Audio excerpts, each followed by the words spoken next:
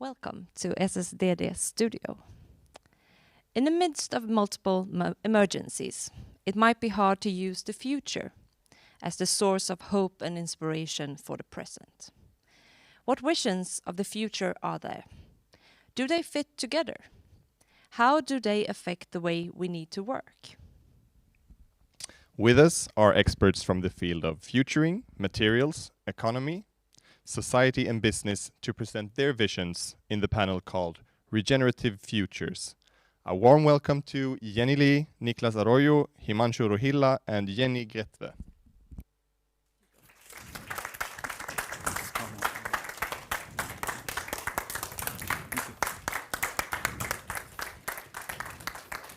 Tables. You could just sit there instead of waiting here. Yeah. Yeah.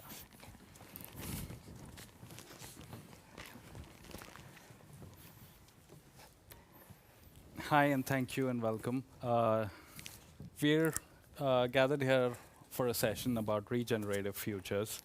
There are four of us who are going to present short views on our visions for future, our ideas that we've been thinking, working about, or we hope we should be thinking and working about. And then we'll come together in a panel discussion afterwards and talk through what we present and what we have hopes for the future. I'm going to start with regenerative futures, visions for designing. Why regenerative? This is a big topic, and we're not going to get to the end of it today, but I hope we scratch some of the surface. We are living in a climate crisis. This is not a provocation. These temperatures are not from too long ago. Certain parts of India were reaching to late 40 degrees in air temperatures and close to 60 degrees land temperature. Climate change, heat, that's not the only thing. Our planet is facing multiple crises. We're crossing many of the planetary boundaries, and there seems to be no hope in sight. But despair now could mean despair in the future. So we need to act. Let's regenerate. Let's renew and bring more vigorous life to the planet and a life on this planet. Create again, that's what the word literally means from its Latin roots. Regeneration is like the rhythm of life. It includes death as a very natural part of the process. There is no regeneration without death. It is cyclical. But how do we get into this cyclical space? I come from design, and that is the perspective that I bring. Design is the first signal of human intention. It's the making of things that make our planet and the artificial world that we live in. But so far, our footprint of intention looks something like this. A straight line from extraction to discarding, all through consumption. That's a mine in Russia. That's a mountain of trash in India.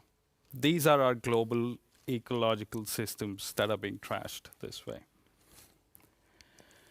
But design is basic to everything we do. But clearly something in the process seems to be broken. But we do have agency for change, don't we? And that agency is there in our intention. So we need to redesign our intention. We need to redesign what we are designing for. Worldviews, these are what forms our intentions. These lead us to design. So maybe we need to get a little bit meta about it. We need to work through our intentions, our worldviews, to figure out what we're designing, where we're designing, how we're designing, why we're designing. In other words, we have to question the very structures, patterns, narratives that shape our society, current economic paradigms, etc. But let's start with potentials and not solutions. But before that, I'd like to give a bit of my positionality, because whatever I say is from a space that I come from, and that determines how I feel and act in the world. I'm a designer. I'm a normally able person. I live in Sweden. I'm also a software engineer by training, so that shapes my thinking in many ways, very blocked and boxy. I'm a cancer survivor, but I'm healthy now. So there's some bits of learning that I have in my life from those experiences. I'm also a third country migrant in the EU. That brings a lot of disadvantages with itself. But I've been raised in a very privileged background in India. So it's a give and take of these disadvantages, privileges, etc., that shape me, that frame me, and that is what I bring here today with me. So let's start with the potentials and not the solutions. What is the potential? We have flourishing imaginations. These are imaginations help us in bringing multiple ways of knowing and trying to find value in those ways of knowing. This is an extreme example many years ago where we were trying to bring nature's rights into the mainstream. So this was a movement started in 2010 by the Afro-descendant community of La Chiquita and Ava community of Guadualito in Ecuador. Nature's right is becoming quite a popular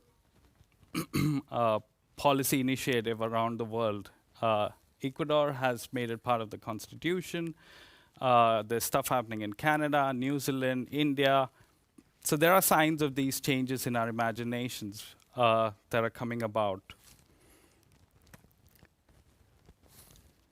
We could get relational. We have to move away from the dualist understanding of man versus nature to start understanding that we have to be co-creative participants with nature, to design with nature. This is a contrast of designing in a global manufacturing industrial system versus what it would mean to design with nature. And this comes from indigenous knowledges that exist and have existed for many years. 85% of our natural biosphere is protected by 5% of the indigenous populations. So clearly they know something that we don't. We need to start embracing assemblages. Assemblages are open-ended gatherings. These lead to different ways of knowing and being. Assemblages transform us through encounters, and we need to allow ourselves to be transformed through these encounters. It's not about controlling every part of every process, and we have to allow for that freedom to try and experiment and be influenced by other ideas and views and positions in the world. This is an example in nature where lands destroyed by humans after clear-cutting forests are renewed with red pine forests in the Americas. It's a fungi called matsutake that's a very precious mushroom, very valuable in Japan and many other parts of the world. They show up on these clear-cut lands. Encounters with the land regenerates the land, which allows these forests to grow again.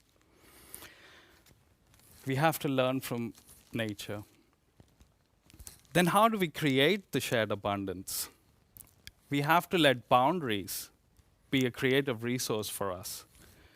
Utilizing resource differently means meeting our underlying needs. These are some of the frameworks which are different from what is currently used to measure our progress, GDP growth. But there are other ways to measure our progress. That one's from OECD about individual wellness and well-being. New Zealand has borrowed from it and doing parts of it. This one is from Bhutan, where they've been measuring for many, many decades the national gross happiness. There are many ways of knowing and learning about what we are doing, how we're being in this world, and measuring those things differently. Collaborations. Collaborations are not just about getting together in a room. They are about working across differences. There's a lot of work one needs to do after a bunch of people get together in the room. So let's try and build those collaborations across horizontally and vertically within society so that we can get to doing the work that we need to do. This is an example from Malmö, where the construction sector has come together, giving up competition to say that we need to create a climate neutral city, and what does the industry and the sector needs to do, and they've come together in this framework to sort of work together across their differences. That brings me to design. Why I say design is because of what design does.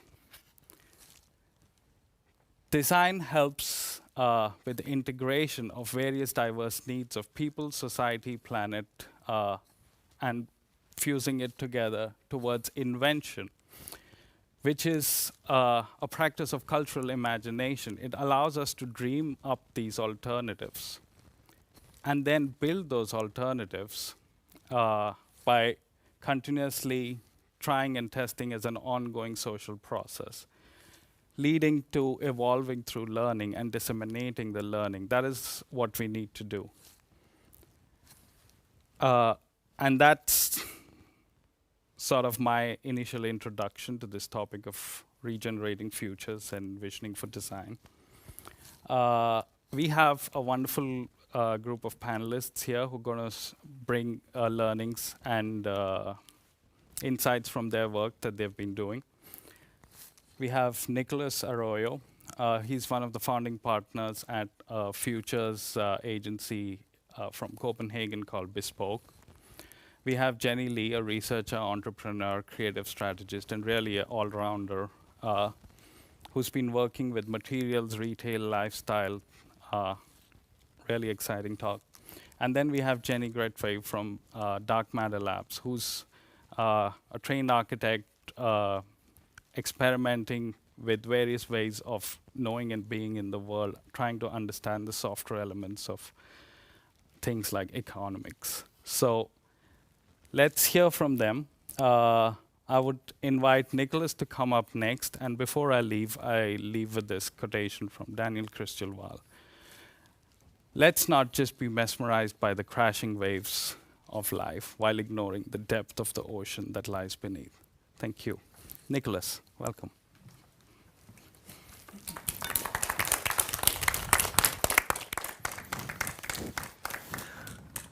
Good, thanks. Yeah, thanks for that. And thanks for coming today.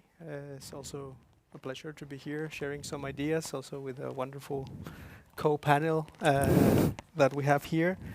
And I'm going to be sharing a little bit about our work at Bespoke. That's very focused on futures design and the idea of like this taking the intersection between design and futures in order to hopefully have a positive effect in how we are building our planet and building our collective futuring.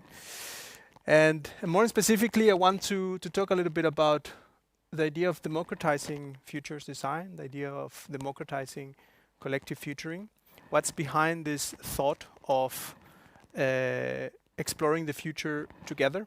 I think is a lot in our DNA also to do this kind of projects and initiatives where it's not just us as designers sitting somewhere trying to figure it out, but actually inviting people into that conversation and into that space.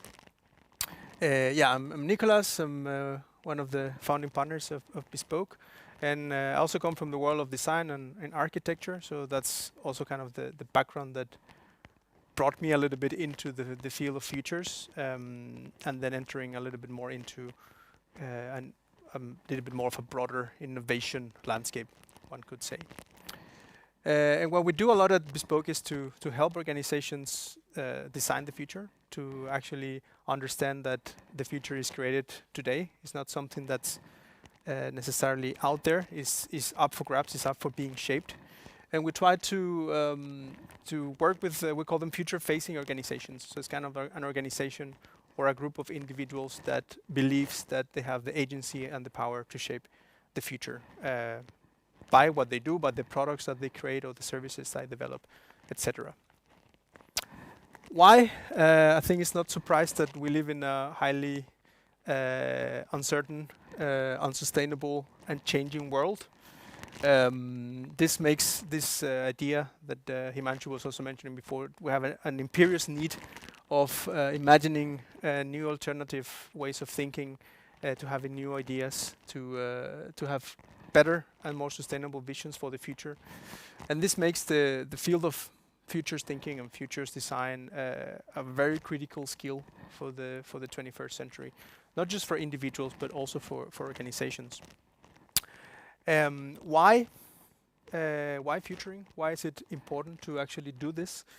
I really like this story. Maybe some of you know it. It says that in New York in the 1800s and 60, more or less, there was a conference in New York, a group where different scientists and futurists of that time met to speculate and discuss about the future of New York. And they looked at all the data, all the numbers, and then their conclusion was that New York would not exist in 100 years.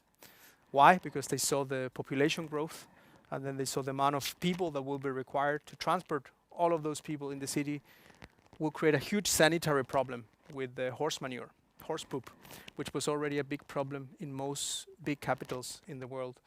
So they said, well, more people will move into the city, we're going to drown in horse manure. But what happened is that already at that time there were many people already experimenting with new technologies that will change transportation, in this case the car, that replaced the horse and made this issue and this problem totally irrelevant. It created all the problems and all the issues that we are suffering today, but actually that projected future, that linear view of the future, what was irrelevant, right? Because of a new technology that came and changed that technological path that we were in. And I really like this story because it tends to illustrate how we look at the future. You know, something very linear, we have this data, therefore this will happen. But reality is that there are a lot of other things happening simultaneously, new technologies, new values, a climate crisis like the one we're living in. So we need to pay attention to what are those other things that are happening around us, right? So this is also where collective futuring kind of comes to play. It's a collaborative approach to form new perspectives, anticipatory images and ideas about the future, but also it's a way of understanding our potential and our possible experiences and choices within that future. So it's not only about imagining how do we want the future to be like, but it's actually having a critical reflection on what do we want to do here? What is our opportunity, right? So for companies, at least, a lot of our work is turn this into opportunities, that it actually is not something that they need to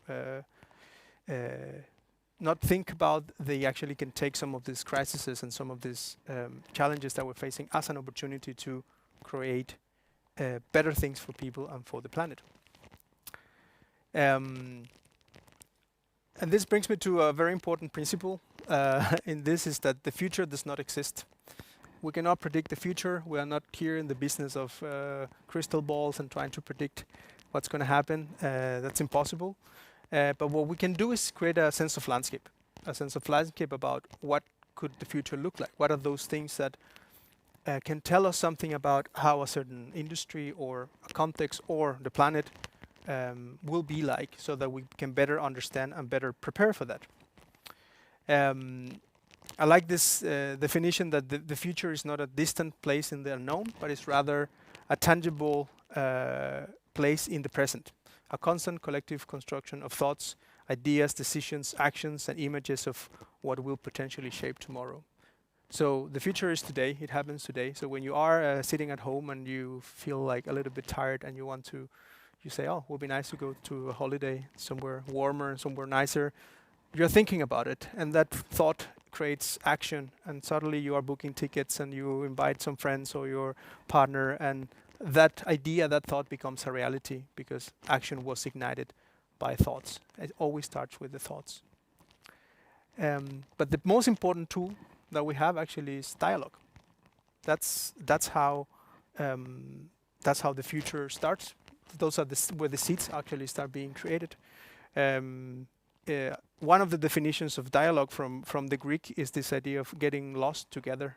And I really like that definition also from a designer perspective, that sometimes in conversations we can get lost together and we can find our way together into that space, right?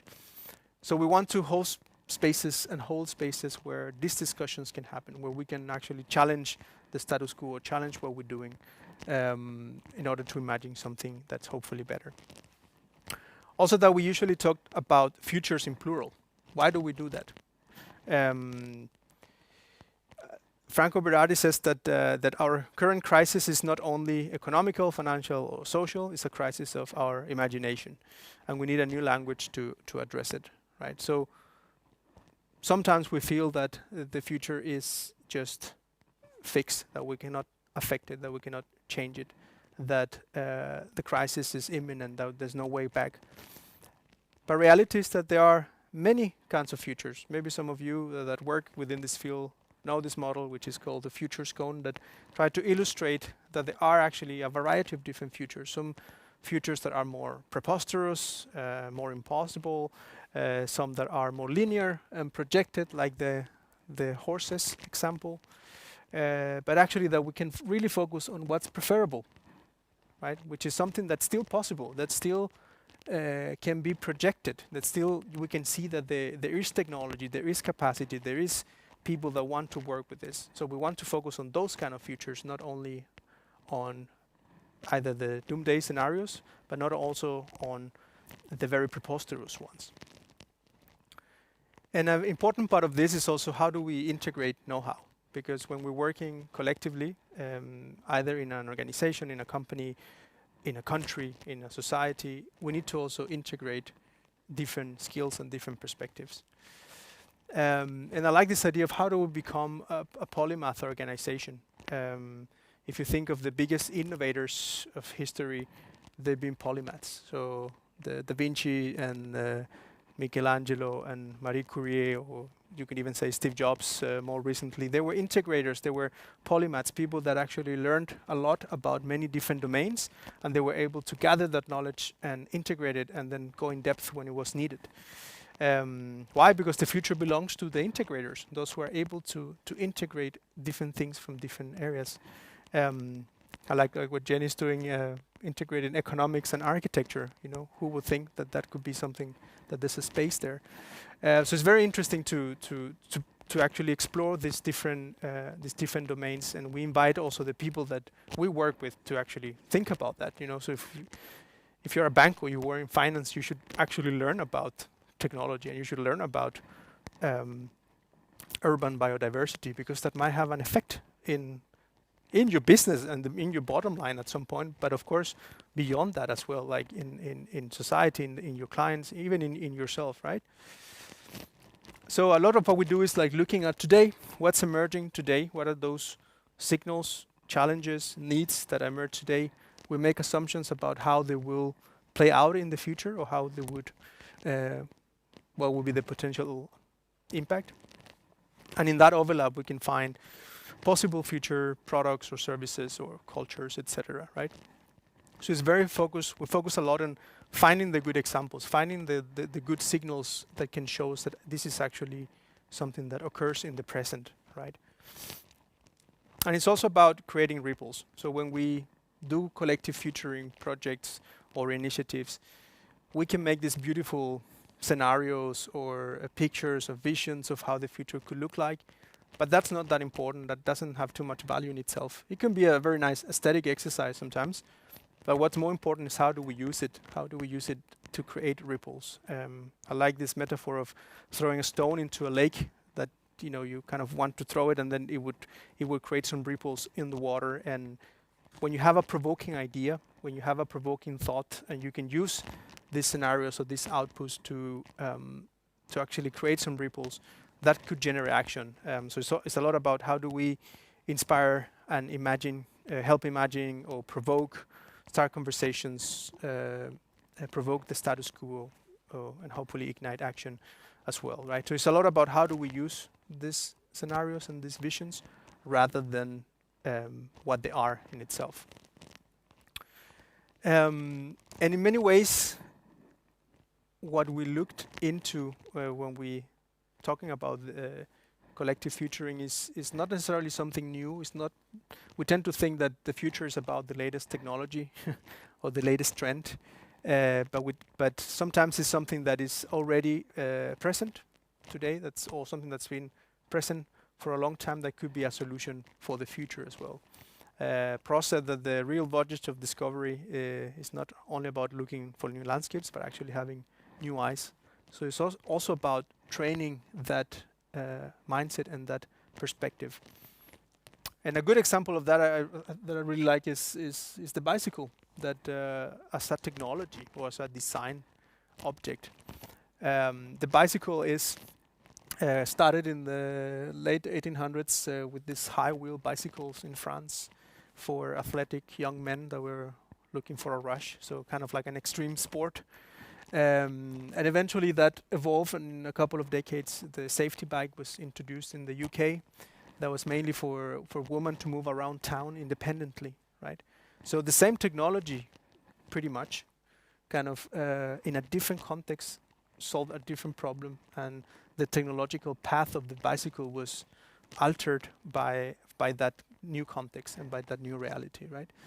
And even today, you could say that our context today, where we have an urbanization problem, a lack of space in most cities, we have a climate crisis with sustainability, we even have a health crisis with obesity in many places, is also changing the technological path of the bicycle again, right? So in most big cities in the world, the most revolutionary strategy that they're doing for transportation is not drone taxis or hyperloops, it's actually bicycle infrastructure. And that's an old technology. That's something that we know that it works, but we just need to take it into a new context and into a new light. And this is very present, especially in the context of this conversation that we're talking about, regenerative futures, that sometimes the solutions that we might need or that we can actually find are already there. You know, there's a lot of indigenous knowledge, old traditions, that maybe it's about time to go back to those and look at them in a new light and see how can they play a role into our present and hopefully into how do we conceive our future together. And to close, I really like this. Is a little bit cheesy. Maybe some of you have seen it in some cheesy posters somewhere on your holiday. But I really like this old proverb that says that you should take care of your thoughts because your thoughts becomes your words. That you should take care of your words because your words become your actions. And you should be careful of your actions because those actions become your habits. And be careful of your habits because your habits become your character. And be careful of your character because your character becomes your destiny. So I think also we all know that we have a destiny that so far it looks a little bit grim and a little bit challenging, but starts with the thought. So what kind of thoughts and what kind of conversations are we having? And this is something that we always ask in these kind of forums where we are working together. What kind of thoughts, what kind of words, what kind of actions and habits are we cultivating in our organizations? And we can even ask that into our societies and our communities, right? What kind of destiny awaits us? Because it's based on the quality of those thoughts and on the quality of those conversations that we're having. So yeah, thanks for that. And that was a small, very quick snip into our work. Thanks.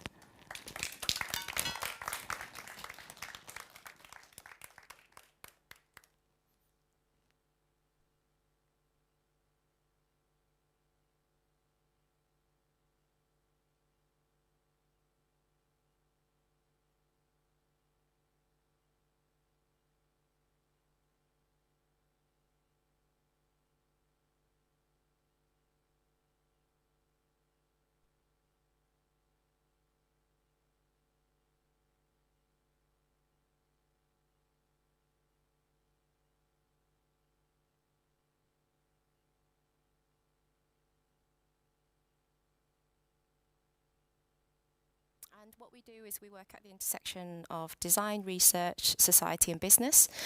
And what we try to do, our ambition is to bring different agents from different sectors to work towards a common goal, which is to design for a better future and making that actionable. So we have a really open and flexible methodology, which is really around working within this framework of abstraction to reality. And every project we start through problematization, because we believe that if we start to look at the potential problems that might happen over time and space due to human intervention or technological innovation, that we can then start to think about the potential solutions that we might mitigate those scenarios. Much of the work that we do falls within kind of design fiction, but what we try to do beyond that is actually go beyond that speculation and bring that back to present day context to really take into consideration society and business and the wider environment in which we live. And part of that framework as well is really look at the global shifts and drivers that shape society. So this is anything from political to economic uncertainty, to climate change, to new technological innovations that might impact the way that we live. And our role as a designer, or at least I believe our role, is to inspire action, to provide people with the tools, the know-how, the knowledge and the insights to implement change, but to also, empower people and mobilize the many to advocate for change. So, as you all know, that Earth is home to 1 million of species, but one just dominates it, and that's us. And there's around 7.6 billion people on this planet, but we actually only represent 0.01% of all living things. But because of human ambition and our activities, that's actually modified almost every part of the planet. We now know that no other species has had such a great impact on the planet than us. And really what we haven't been able to do is quantify that until now. And what we know that if we look at the actual total sum of human material output, it's around 30 trillion. And actually that's actually doubled since human civilization on Earth. So when we think about today's global production, we know that it doesn't fully operate on a sustainable model, and instead that we're over-exploiting nature without truly collaborating with it. So we're living in the age of overconsumption. So when we talk about material innovation, our ambition is always to develop the next generation of material that replaces animal production. And this includes anything from developing sustainable fibers to also seeding new innovation around plant-based or lab-grown materials. But when we talk about regeneration, we really need to think beyond designing out waste. We need to look at materials that truly replenishes and restores what we take. But actually, before we can even go into the idea of material innovation, we need to also kind of really think about our mindsets to really challenge the way that we think and the way that we behave towards nature. And to really work towards this idea that to design to design a future, it's really about how do we design where all species, human or otherwise, has equal equity. So in the 21st century, due to rapid industrialization, technological innovations, we've actually shifted from this kind of hunter-gatherer mindset to more of a modern-day consumer mindset. And part of that is because we've got this really easy, simple supply and demand systems where we don't really need to understand where things come from, how things are made, nor do we need to respect and value the role that nature plays. So when we think about design, we know that it can equally be both the creation and destruction of life, but that's just not enough anymore. We need to start to think about how we design with conscious forethought. So this is a project that I delivered in 2015, and the intention of this project was really to re-examine our relationship with nature, in particular weeds, to really fully understand the role that it plays in how it sustains both human and non-human life. And if you think about that term weed, it's a human construct, and we apply that term because we see particular weeds as pets. They're grown in places that we don't want them to. And it's in our nature to try and control it. And it's to do with our superiority complex that we have an ambition to ultimately, create the ecosystem that we believe that we should be living in. And what we learned from our research was that, there are many roles that nature plays, anything from, food detection to biological defense to both material and medicinal application. And prior to, obviously, the pandemic, we already saw that a lot of our systems and resources were stretched. And in particular, during the height of the pandemic, we saw that our healthcare was not sustainable. And now we're starting to look at systems of self-care. So it really raises the question that if our systems were to collapse, could we really survive that? So when we think about the world, it's a very complex, interconnected, finite economic system, but we don't treat it that way. In fact, it's us in industrialized societies that is actually causing the planet to degenerate.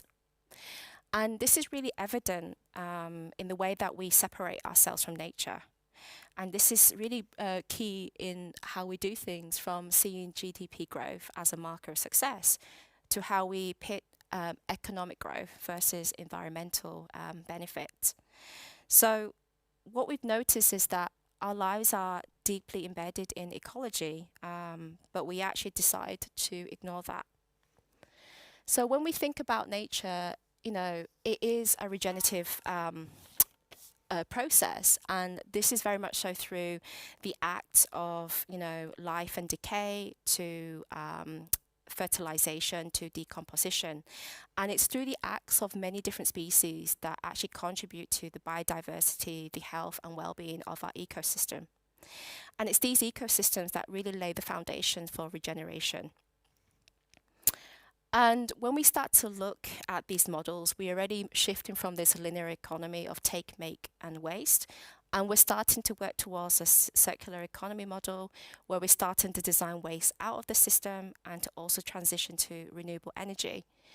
But my question to you guys is that enough? Is it enough to solely design out waste and reduce harm?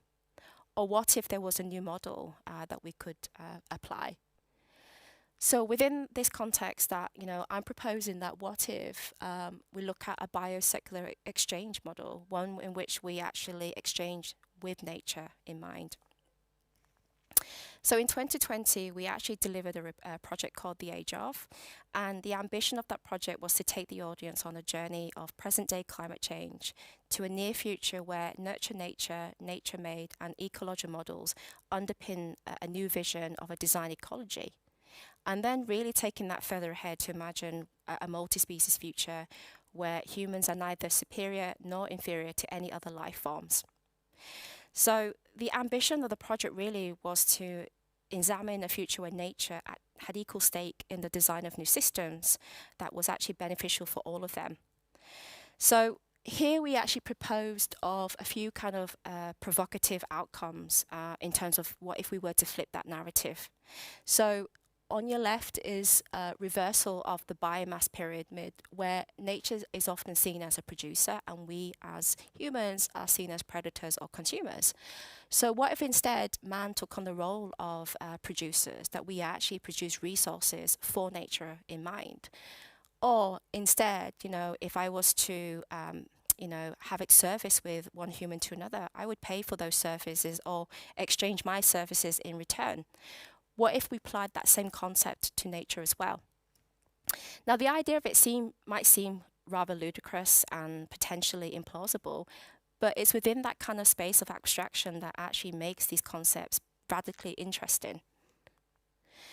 And that really takes us to this idea of implausibility, and that if we bring that back into present-day context, it's where these radical ideas can start to manifest into potentially commercial outcomes that have mutual benefit for all species in mind. So Interface is a company, a carpet company, if you're not aware of them, and they had ambitions to be net zero by 2020, and they met that a year early by 2019. And they could have just stopped there and continued to focus on the circular model, but they decided to go beyond that. They wanted to do more. So using nature as their mentor, they set out to transform the role of factories to move beyond net zero, to actually provide benefits like a healthy ecosystem does today. So instead of a purpose-made factory designed solely to do one thing, which is to produce carpets for humans, they took into account the surrounding habitats in which the factory was based. And here they started to understand the ecological systems within that space and how could the factory also contribute to that in exchange for the resources that nature provides us in abundance. So here they shifted solely from being a company that was reducing impact by designing out waste to then becoming a company that was designing systems that can also replenish and restore from what we have taken from nature. So when we talk about regenerative design or regenerative futures, we need to start to change the way in which we view the world. We need to shift from this human-centered design mindset to a more multi-species approach where we actually build in empathy and care in the systems that we create. And I think one thing that always resonates with me is to think about the fact that as humans, we need to stop seeing ourselves as divisible to nature, that we are actually only one species in a community of 8.7 million. And then the biggest reminder that I have is that when we think about ourselves, there's around 38 trillion microorganisms that live in and on us, and that's defined as our microbiome. And that's the non-human half that we can't live without. Thank you so much.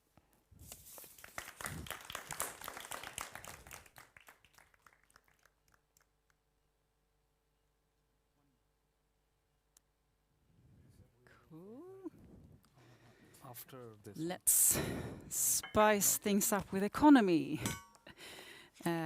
Normally, not a very happy topic, but let's make it into one. My name is Jenny Gretve. I am, as Himanshu said, an architect. I've never made a house in my life, but now I work for a company called Dark Matter Labs. And we work with sustainable futures and systemic change and transformation, and very much on topics similar to Nicholas and Jenny. And I have recently started to explore emotional economy. And it came after many meetings with municipalities and organizations trying to move things forward. But always ending up in economy, like budgets are not enough, or we don't want to spend money on the things that I thought we could. But just to set the scene a little bit, as you just heard, we live in quite a harsh world in many ways, and it's often because of money. We see a war in Ukraine heavily based on economy and money. There's also been a pandemic, and the results of that pandemic is huge inequalities in the world, and they've grown much more than we thought we could see before. And the climate is changing, but why aren't we? Well, I would argue it's because of money. And it's very much linked to economy and how we use natural resources and what we decide to produce, how we consume, and also how we live. But let's look a little bit at the actual local status in Sweden, a country that is very democratic and that I at least think of as not like America.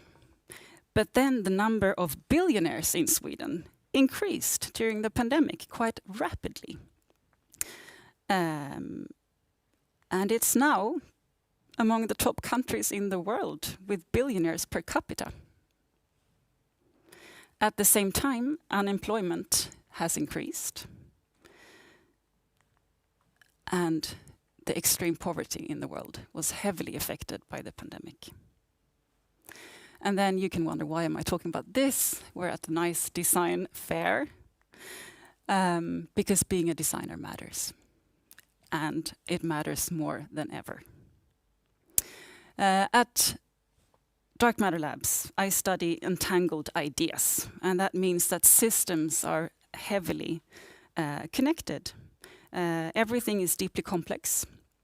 And what we decide to do here and now, this afternoon, when we go and buy a coffee maybe in the little kiosk, that affects not only us and our local neighborhoods and Kirseberg and Malmö, but actually also the world and other countries and other living things as well. And this ability that I believe that we have to understand how deeply connected everything is the cornerstone in why we've ended up destroying our planet.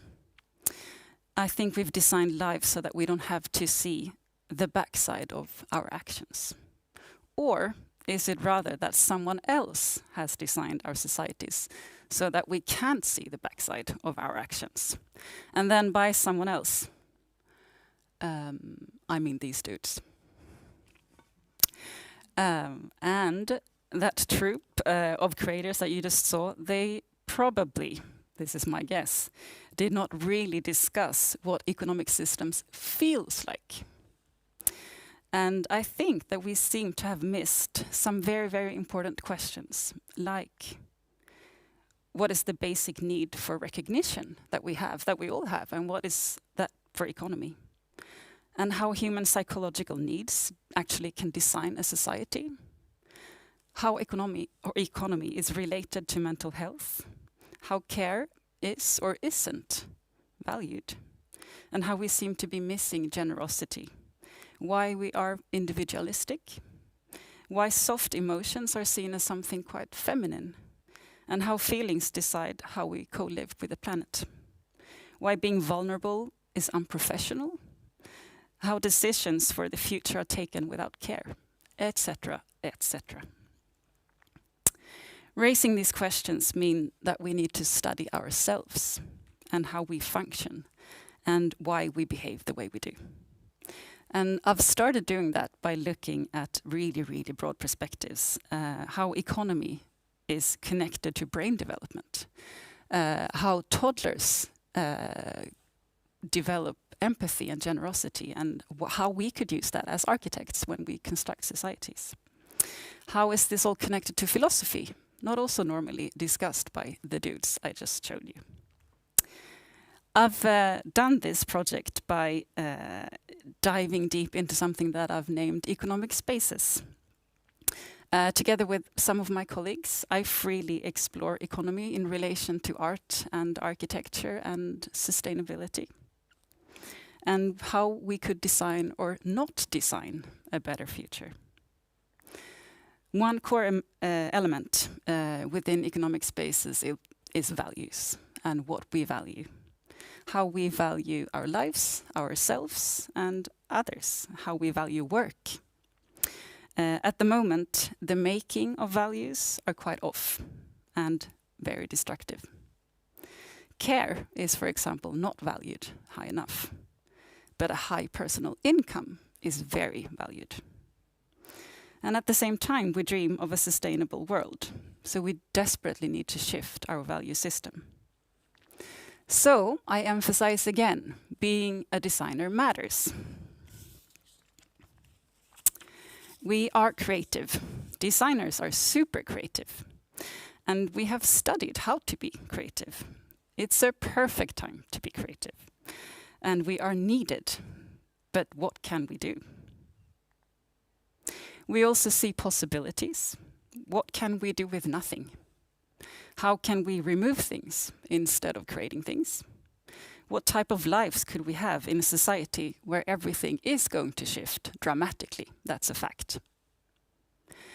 But maybe most importantly, and this is where I'm fully aware that I am at a design fair, but what can we do as a designer? Should we design a new chair?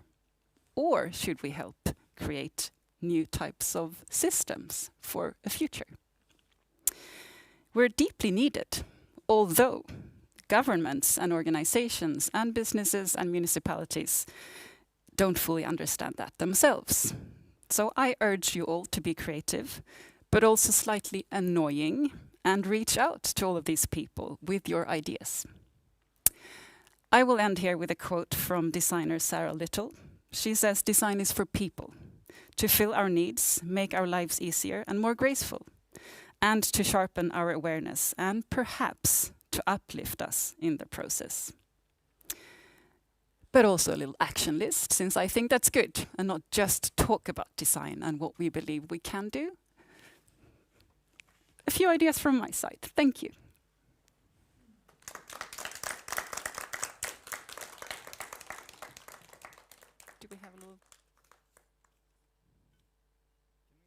of applause for everyone who spoke here for their marvelous provocations and ideas that they brought here.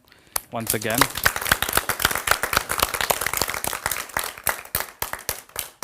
These were big topics and a lot of information. So we're just going to take a short 15-minute break and come back and discuss these with our panelists. I would invite questions from you all as well. So if you have questions, keep them ready. And see you in 15 minutes. Thank you.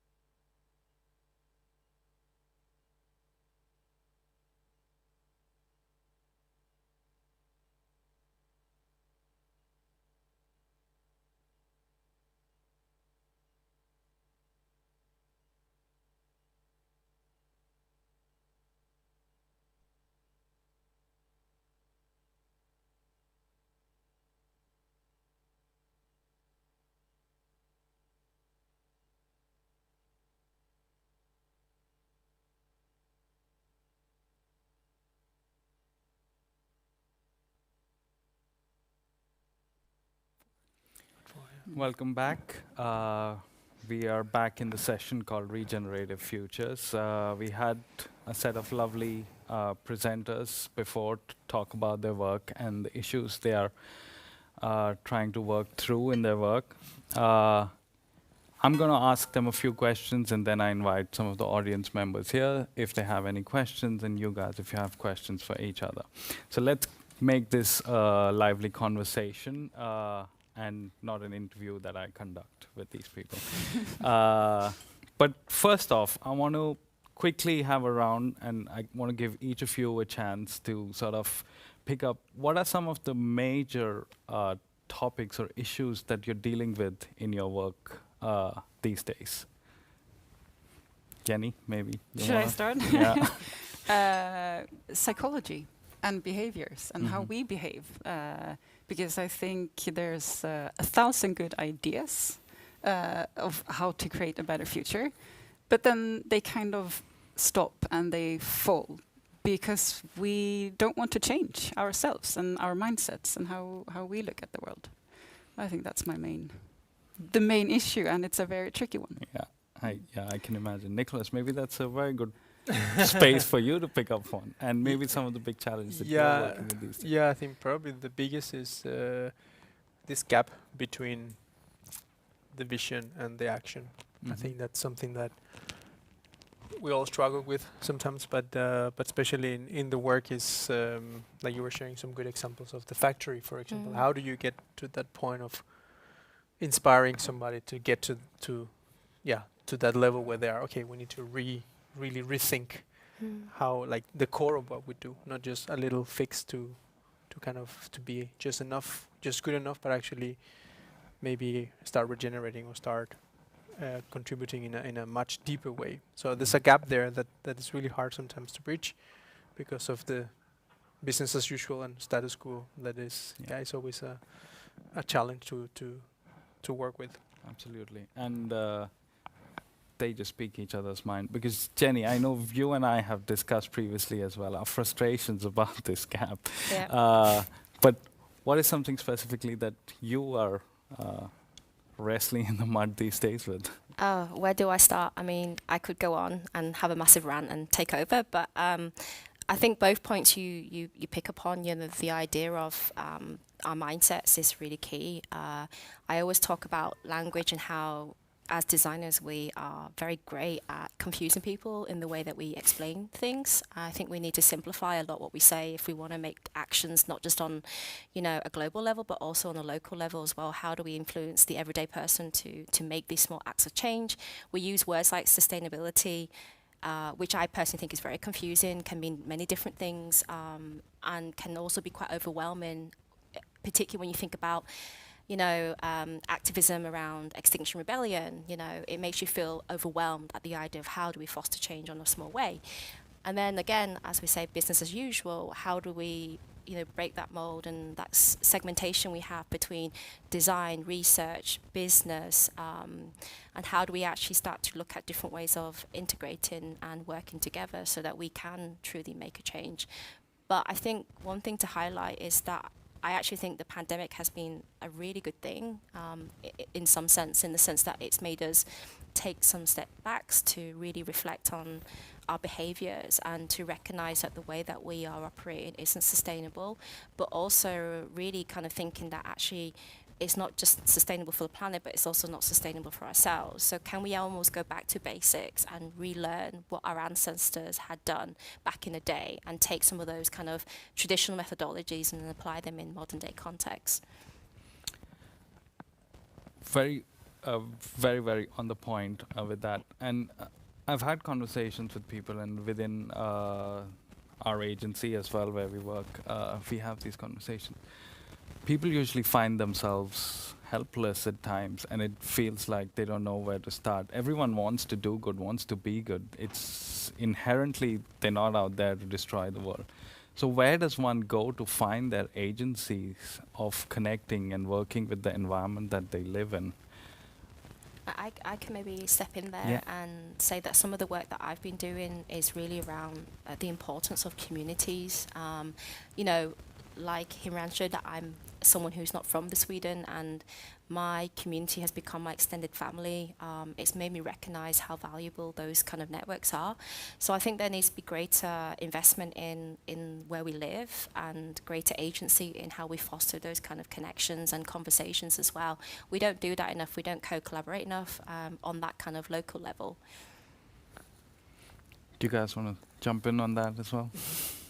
Yeah, I think sometimes we're very focused on green things, like let's have a little urban garden together, and let's add solar panels. But it's also just as important to be generous and kind. And as I said, like on my action list, smile. Like, no, but honestly, like walk down the street and smile. That's a social economy, and what that makes and gives other people that you meet, that's very important, and that might change into a better future.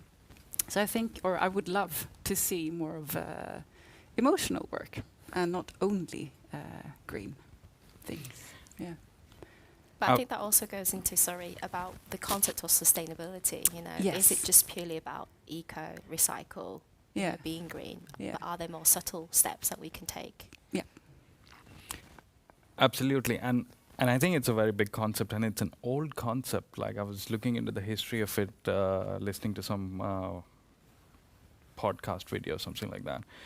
It goes back to 2500 BC, like they had traced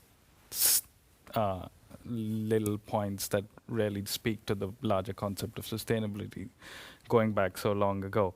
And then it sort of comes to a point that it's something else. Humans have known about sustainability. Humans have worked with that. Humans have lived with it. Something else has just flipped right now, and I know what you're going to say, Jenny. It's the money. But before we go much deeper, I want to ask each of you, like, what do you do when you feel you're in a spunk? You feel there's no hope around you. You feel that it's a lost cause. Where do you go? Where do you find that inspiration? Yeah, I'm really inspired by a biologist called Humberto Maturana, who developed the whole systems theory kind of concept. And one of the things that I was lucky to go to one of his classes a couple of years ago, and one of the things he talked a lot about was that change is overrated. That we, as important as what changes is, what changes is what remains. So we don't really focus too much on what stays, because nothing changes 100% or totally. So it's a very important part of like something that stays. That's the core of things that should also be preserved into the future. And I think that really like inspired me also for our work as well. When we work with organizations, it's about, as much as we discuss what do we need to do, it's also about what do we need to preserve, because all the rest you can just get rid of. And also in my personal life as well is a lot about what are those things that maybe being kind or being, you know, a good human or a good father or a good son, like what are those things that you are, and the rest is just like clothing that you put on, right? So at least for me, that's one of the things that I try to look a lot or to gain hope from in these crazy times. Is also, okay, I need to be reactive, I need to be flexible, but also I need to know what doesn't change, what's not flexible, what's not up for discussion, or what's not negotiable in that sense. What are those core values or core beliefs that guide me, right? I have two people to begin with, because of the conversations you can have with strangers that build empathy. And I remember a story in my teenage years. I was on the train going home, and I had just the worst fight with an ex-boyfriend, and I thought I was having a private conversation. Clearly I wasn't. But this old lady who was sat in front of me, she turned around and went, "Dump him. He's not worth it." And it was a little bit embarrassing, obviously, to be overheard, but it really touched me to feel that someone felt so strongly about my teenage plight that she was willing to step in and give some words of advice, but also just to empathize on the human level. The second thing for me, which sounds really silly or obvious, is I guess just nature, but not in the context of I guess, nature how we see it. But when I referenced that project called Weeds, it was just a walk that I took, and I started seeing all these plants growing out in random places, and I started kind of being curious about, why are they there, and how are they kind of, breaking through the concrete ground. And through just that one act of noticing something that I hadn't noticed for so many years, that I learned that the value that they play, both in the sense of how there are certain plants that actually mine and clean toxic waste. And then from that one insight led me to realize that there's a whole biological process of phytomining where we can extract gold, metals and minerals through bacteria, and it's a natural process. And then that led me into looking into asteroid mining. So one curiosity can lead to another, So in those moments, that's really where I find I guess a sense of hope and a sense of inspiration that might invigorate me if I'm feeling down. Your browser history. I think that's where we need to look at. Yeah. Oh my God, that'll be crazy. Jenny. Yeah, What's your space? Along the same lines, Yeah. I think. I mean, I think if you ask anyone, if you ask anyone about an important part or moment of their lives, it's never connected to economy. It's always going to be like when I got married, when I had my kids, that amazing coffee we took. I mean, yeah. So yeah, it's friends, family, of course. But then back to the economy. Yeah. Our society is based on money and not on nature or seeing people or spending time alone. Yeah, I mean. How do we bridge that? Yeah, exactly. It would be interesting to do a project where our interactions become a commodity instead of, the way that we do it today. Facebook? Also Meta? Facebook. It's not going that train. Yeah, I mean, no, and making things into a commodity. I mean, there's a lot of talk these days about talking about regenerativeness. There's a lot of talk about we need to understand the value of nature. Ecosystem services, that is a term that's thrown around. That seems to say that if only we valued nature as high enough as we valued, say, the construction or Malmö Life, the big hotel that we have, then we would take care of it. Have you guys been delving into that, or any thoughts on? Yeah, I've been looking a little bit into indigenous knowledge, and what's also because of my background from Chile, and it's very interesting as to really understand that perspective. It's not only about looking at nature as a resource. It's actually it requires a deeper, like you were saying, like a deeper belief and like a deeper a change of worldview. A different cosmovision of like what things are. Like you don't see nature as something external from you, but actually that you are nature, you are part of it.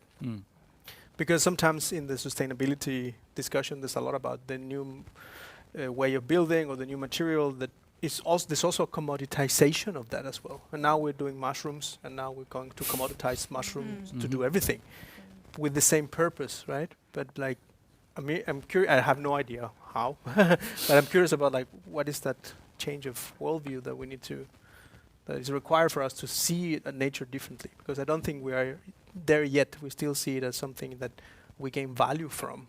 Like either we could feel relaxed when we're into nature, or we can use it to extract things and benefit from it. But we don't really see ourselves too much as part of it. That actually we are nature too, and that's like a little bit more of a bigger discussion that goes into like our beliefs into the world, right? That's true. Yeah, I mean, I'm just connecting with your safe spaces and your thoughts about where you find inspiration, and it's usually from people and it's from nature. And yet when it comes to what work do you do or who are you, we go like, I'm a designer at Zenit Design, or I'm something. We usually have that disconnect. So is it something, are we educating ourselves wrong? Is that the source, or and if that is the case, how do we fix ourselves? We were already sort of run through the system, and now we've been formed and yet here we are trying to. We are. I would argue. No. Honestly, I'm running a small little parallel project to the economy one. I think I mentioned it briefly, but small children and how we develop our brains is not actually done in a good way. Like the system we have, the daycares we have, the school system we have, it just kills everything when it comes to understanding that we are part of the nature, for example. That's not taught in a way at all, and also not using the development stages in a way that would, open up for new discussions, for example. Yeah. I also think that's really interesting that you say that, because as society we have rules that we impose on nature. I mean, take it simply, I was in Spain and I have a dog, and in Spain all the dogs walk freely. They don't wear harnesses unless the owner chooses to, but in certain countries we are expected to have a dog on a lead because it's a bylaw, and there's treated not as equal. And I think sometimes those kind of policies that we put in place is what also actually creates that separation as well. I love this policy, my favorite topic. Yeah. And I want to bring that to the slow ripples you were talking about, Nicholas. I think you mentioned that we need to create slow ripples when you do futures work. You're not creating this grand vision and hoping to get that grand vision. It's these little ripples. And I think one of the places that we find ourselves totally helpless is like, okay, a lot of our world and society is constructed through policy and laws and regulations. How do we go about creating these ripples? Like, I think, I mean, my experience working with, very interesting organizations and sometimes evil corporations is that inside, they're all made of people, and we kind of tend to put them as something faceless. All of these companies as something faceless, and in a lot of cases they actually are owned by some board that nobody takes responsibility or accountability for. But in many cases, most times, is made out of people like us, like my cousin, your friend, and most people, like you said it, they kind of want to do good, and they are aware about what's happening, and they are aware of a lot of the challenges that we live. Like, people is not stupid. They can see it, and most people want to be proud of the work. So my experience is that when you create a space and facilitate a space that allows for them to put those aspirations in as well, that they want to be proud of the work that they do, and have those discussions and hopefully turn things around and turn it for the better. I think that's those are the small ripples that actually can create a big change, because if they change, then they will have a big impact. Right, so I think over the years, I think my perception of the corporation has changed a little bit into like, okay, instead of throwing stones from the outside, I'm like, how do we change it from the inside? Because it's a slow-moving machine that is very powerful, and we need to like change the course or change their purpose and try to do it from within, right? But I've been very surprised about that. It is actually the people, it's the people inside that can have that effect, right? It's a ripple effect. I think it was last year something that a board of Shell also, they rejected their sustainability plan because they thought it was not ambitious enough, or they were just said they were bullshitting here, like they kind of blocked it. And that's just people that have suddenly a sense of responsibility. So it's actually trying to aim at that kind of your personal, individual sense of responsibility and agency that you might have in a corporation. And I think I would agree with you, but I'm curious as to whether it can go a step further and actually decentralize the hierarchy we have in organizations, because sometimes it's the people who are on the ground that actually have some really wonderful insights and experiences outside of their role. We don't really listen to them enough, and I'm saying collectively I'm not saying anyone specific or our organization, but it's also when we think about policy making in municipalities, when we build new spaces, we don't always think about the people we're building it for or the future generations to come. We build it based on economy, on money and economic growth. We don't think about long-term, the impact that might have with the diversity of the people who live there, and we always focus on data and not empathy, and we build based on segmentation as well. So I think there's a lot to be had about the approaches that we take when it comes around governance and policies that we make. Multi-systems approach of community to care. That's what you had mentioned. One question, last question, and then I'm going to open up to all of you. So have your questions ready. Like, how can we then urge municipalities and other spaces to sort of? I mean, I know we've been trying to do that for years and years, and still we bang our heads on the wall every time because it's not in the law or it's not in the books. And then we come back to the same space again. Where do we start? And some of the answers that we've talked about is that it comes from within, example, the board of the large corporation that we shall not name.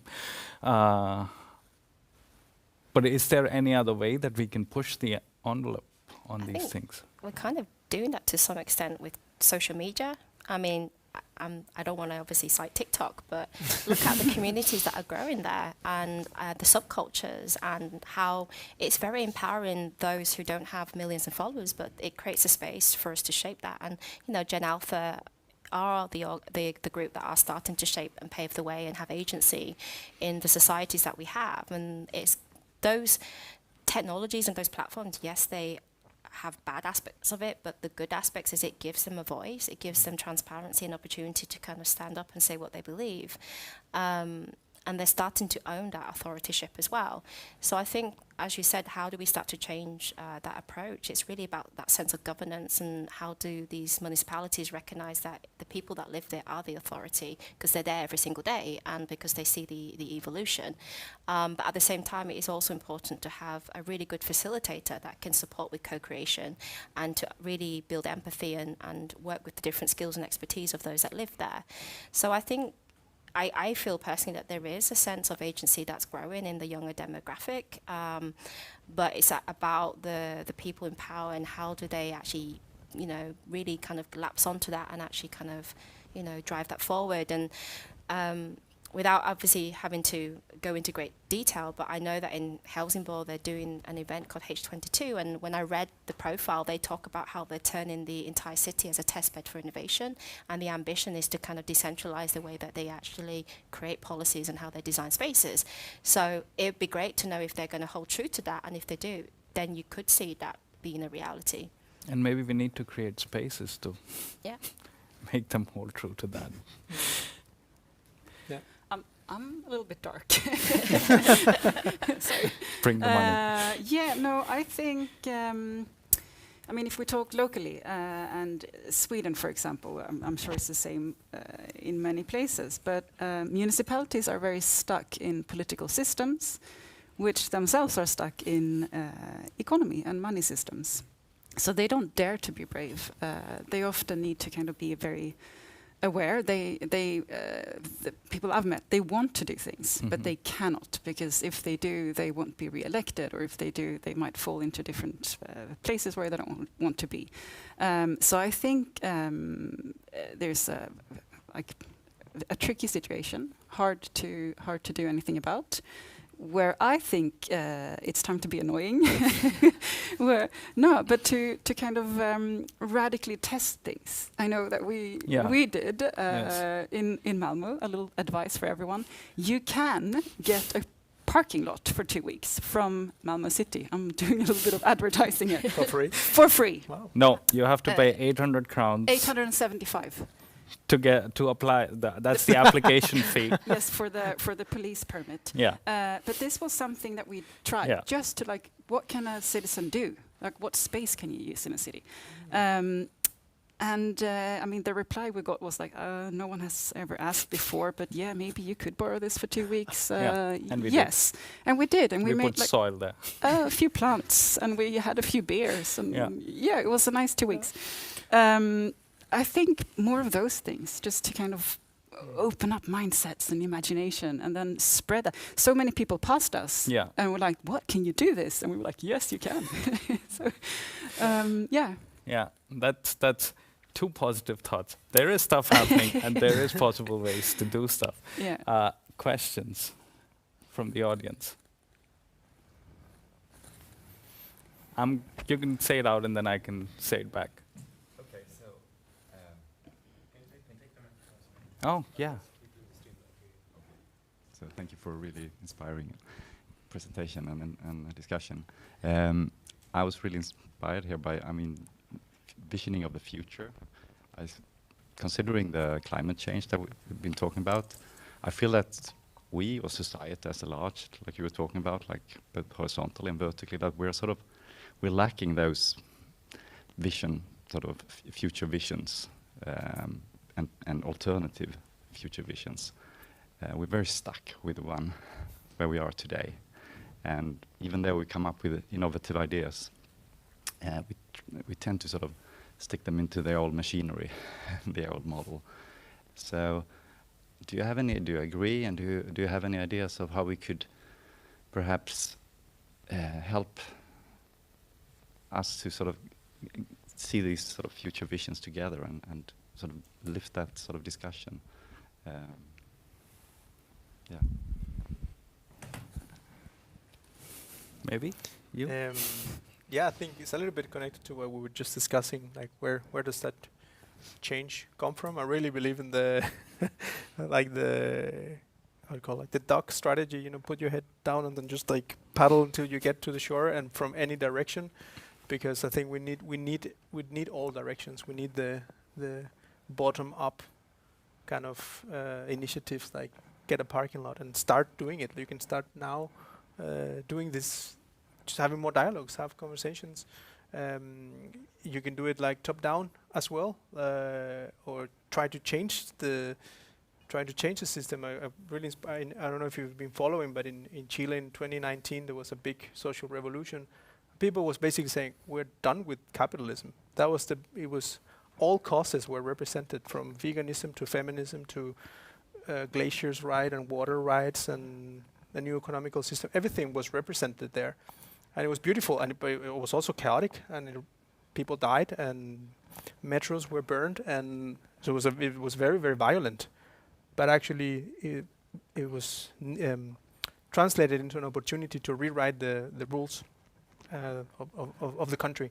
And now there's 200 people rewriting the constitution, putting it into the rules and trying to change the system from within, right?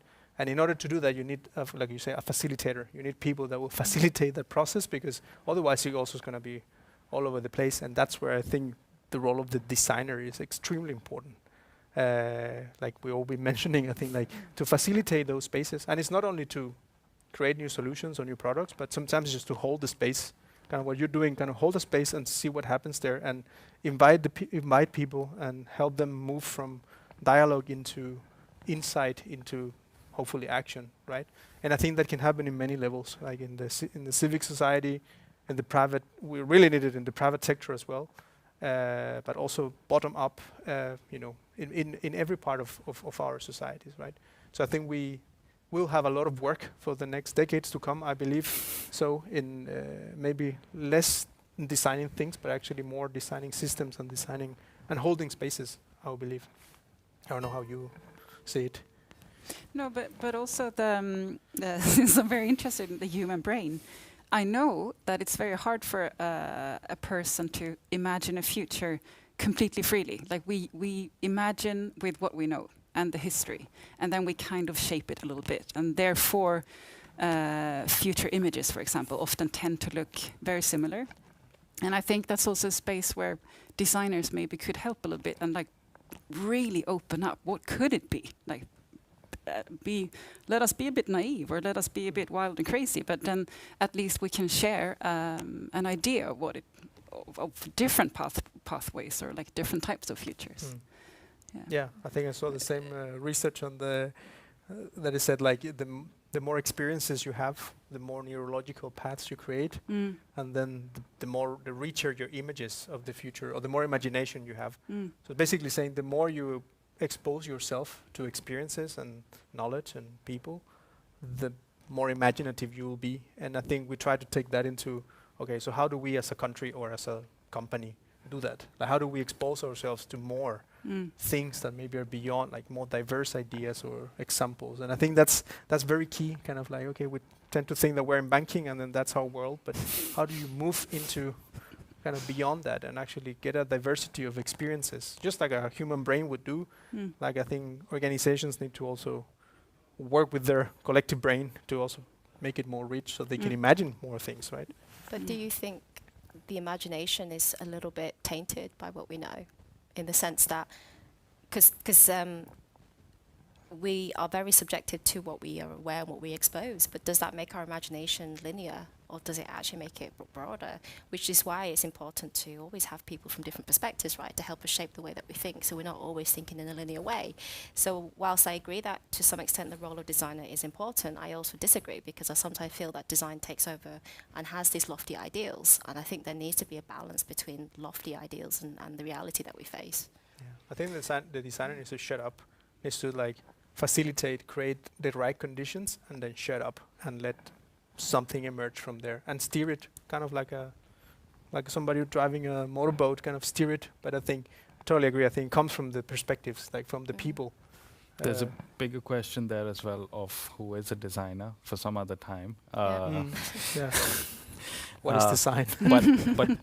but I'm just going to generalize here and speak for all of us that we don't mean designers who are only professionally trained. I think when we say designers here, we're actually talking about people who are creating, making, planning.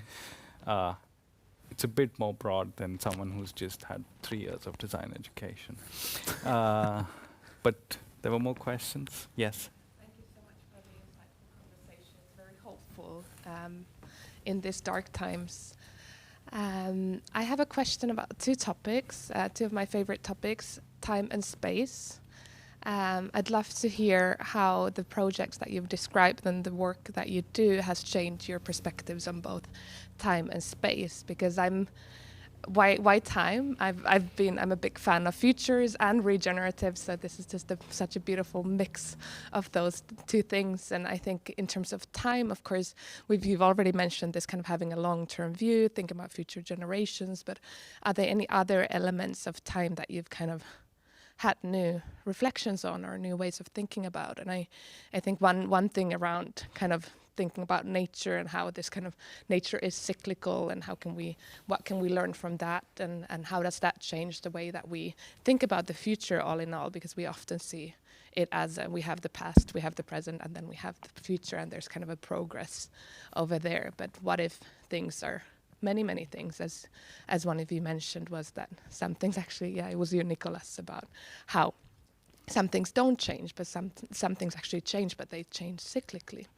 That's one reflection. And then in terms of space, I think it's really interesting in terms of talking about sustainability or regeneration and these global issues, and we often think about them very globally, but this kind of thinking about how do we come back to place. And I think, Jenny, you mentioned about this local community and all of that, or the small smiles as well, and how can we, when we think about our agency and our ways to change, how can we work with these different levels and different spaces, and also, one of my favorite, I don't know exactly who said it, but things that kind of give me hope is this idea that we cannot save the world, but we can save a place.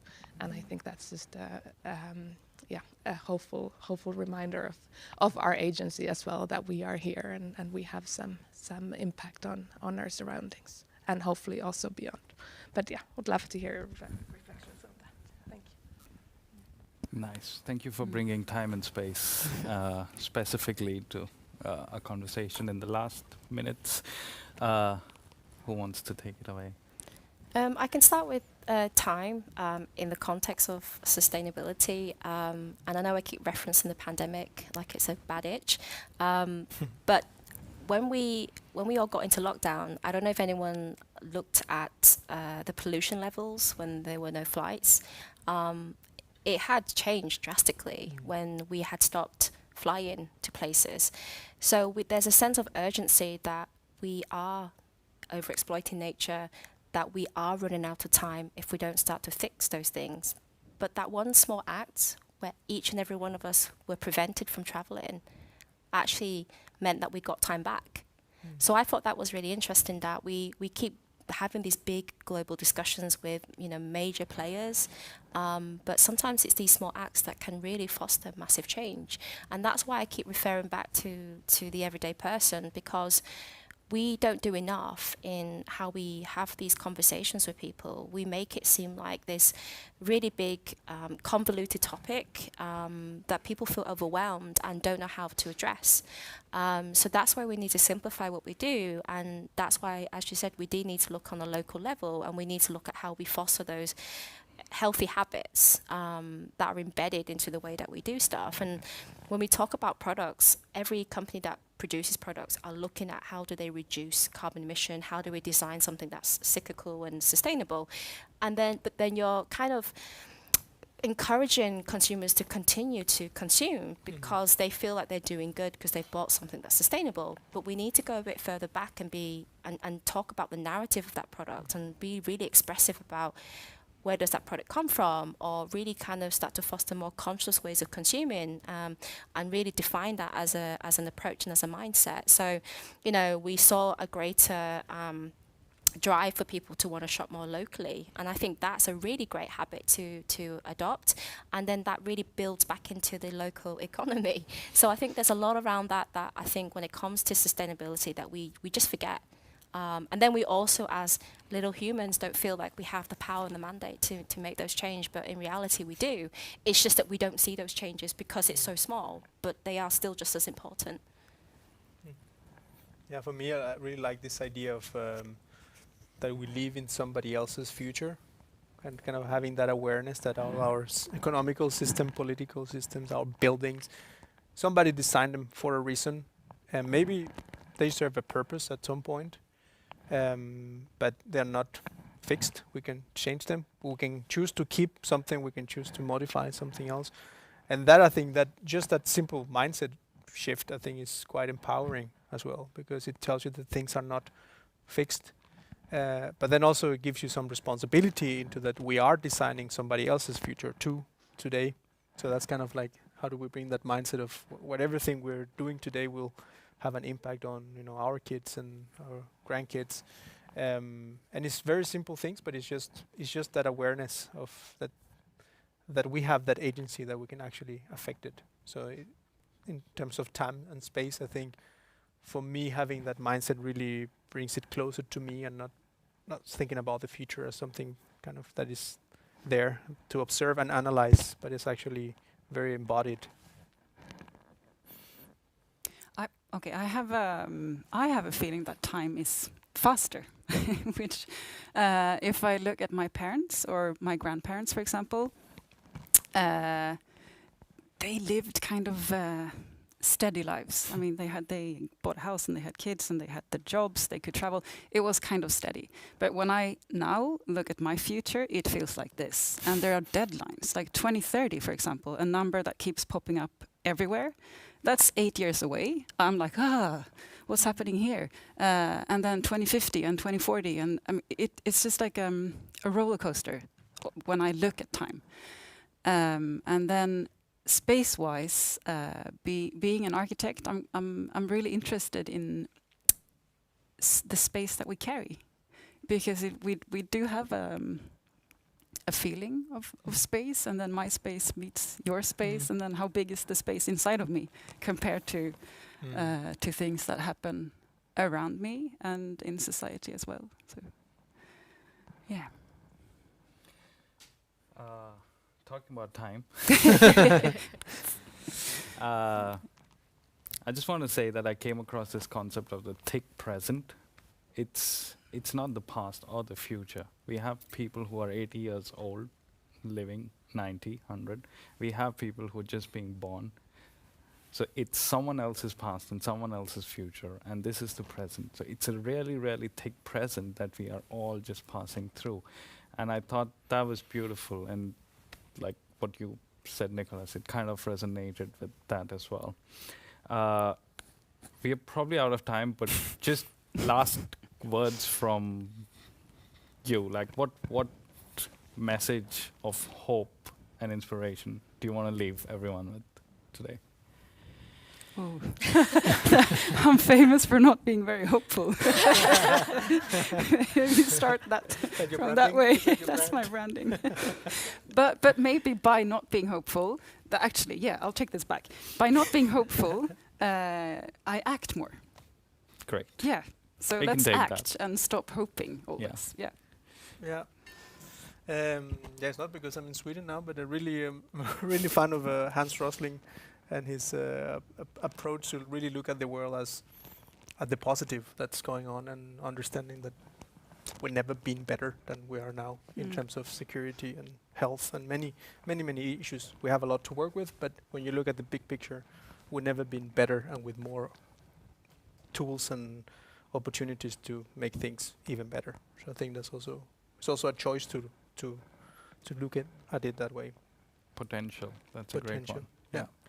It might be the time, but you know, whenever I'm lacking hope and I don't go speaking to people in nature, I think alcohol's great. I have to say, it loosens your inhibitions and it makes you think about the world in a different way, particularly if you are struggling through a block. So I'm going to leave it on that as my hopeful message. See you later. Thank you. That's all from us. Just